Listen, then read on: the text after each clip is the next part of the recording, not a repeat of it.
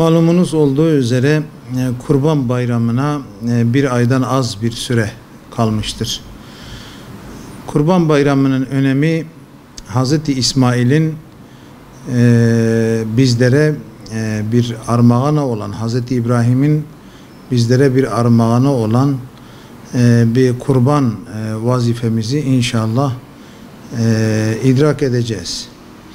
Tarihin ilk peygamberinden günümüze kadar bu kurban olgusu vardır. Kur'an-ı Kerim'de Cenab-ı Allah Habil ile Kabil'den bahseder. Cenab-ı Allah her ikisine de kurbanı, mallarından bir bölümünü Allah için vermelerini istemiş. Kabil en güzel koçunu Allah için kurban etmiştir. Kabil ise çürük mallardan vermiştir. Cenab-ı Allah Habil'den kabul etmiş, Kabil'den de kabul etmemiştir. Hz. İbrahim de oğlu Hz. İsmail'i rüyasında kurban ederken görmüş ve o şekilde malumunuz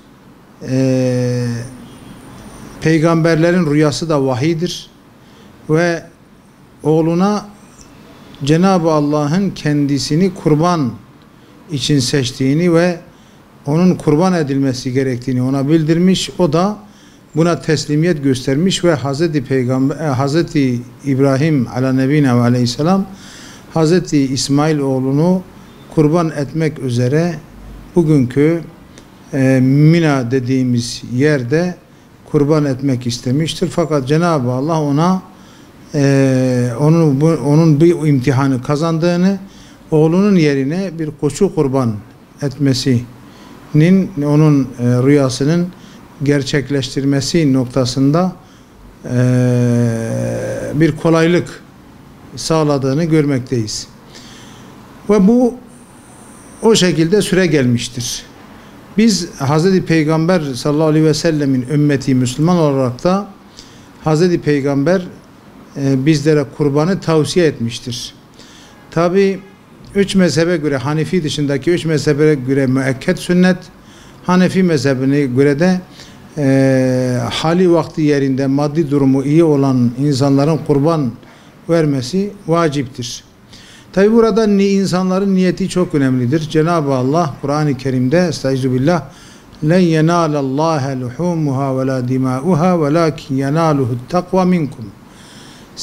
Kestiğiniz kurbanların ne etleri ne kanları Allah'a ulaşamaz. Allah'a ulaşan sizin takvalarınızdır. Sizin o halisane niyetlerinizdir. Biz Müslümanlar da bu kurban bayramında fakir fukarayı, garip gurabayı, eşimizi, dostumuzu, ailemizi sevindirerek ve niyetimizi de Allah için halis kırarak kurbanlarımızı keseceğiz inşallah.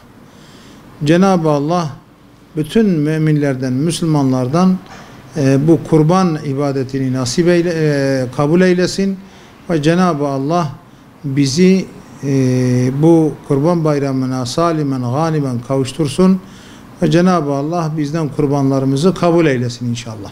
Tabii ki şimdi bütün ibadetlerde olduğu gibi vekaletle kurbanda da vekaletle kurban organizasyonu vardır. Bu konuda Diyanet İşleri Başkanlığımız hem yurt içinde hem yurt dışında Müslüman kardeşlerimizin vekaletini kabul ediyor ve o şekilde onlar adına herhangi bir şüpheye mahal vermeden bütün bu vazifeyi yerine getiriyor. Tabi asıl olan herkesin kendi kurbanını kendisinin kesmesidir. Bu daha evladır. Ancak dünya meşgaleleri içinde buna fırsat bulamayan, kurbanını kesmek fırsatı bulamayan Müslüman kardeşlerimizin de vekaletle kurban organizasyona vekaletini vererek bu hizmetten yararlanabilirler.